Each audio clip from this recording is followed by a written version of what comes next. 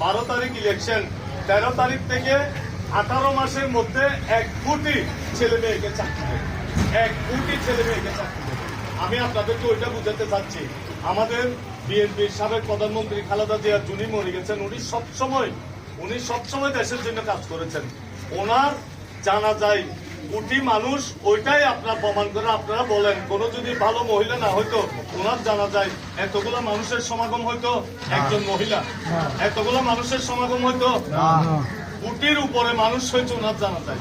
এটার মূল হচ্ছে যে নিশ্চয়ই উনি একজন ভালো মহিলা ছিলেন, উনি একজন ভালো নেত্রী ছিলেন, উনি একজন ভালো মা ছিলেন।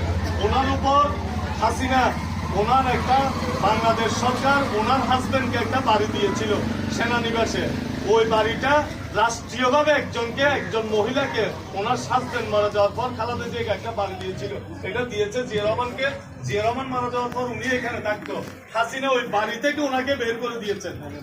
আপনারা শুনছেন? আমাদের নেত্রী খালেদা জিয়া বেঁচে থাকা অবস্থায় টিভিতে কাঁদছিল, ওই বাড়ি থেকে যেদিন এক কাপড়ে বের করে দিয়েছেন। আমি শুধু একটা উদাহরণ আপনাকে দিয়ে শেষ আমার কথা।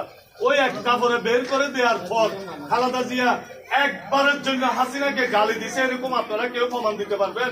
টিভিতে অথবা কোনো ভাষণে, কোনো জনসভায় একটা খারাপ কথা হাসিনার বিরুদ্ধে বলেছে আপনারা প্রমাণ দিতে পারবেন?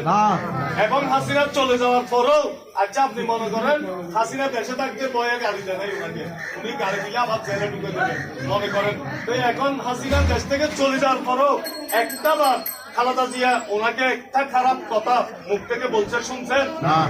সুতরাং উনি আমাদেরকে আপনাদেরকে শিক্ষা দিয়ে গেছে, ক্ষমার চেয়ে বড় আর কিছু হইতে পারে না। আর উনি বিচার দিচ্ছেন, কিন্তু উনি বিচার দিচ্ছেন, আগে দিচ্ছেন আল্লাহকে বিচার দিচ্ছেন উনি।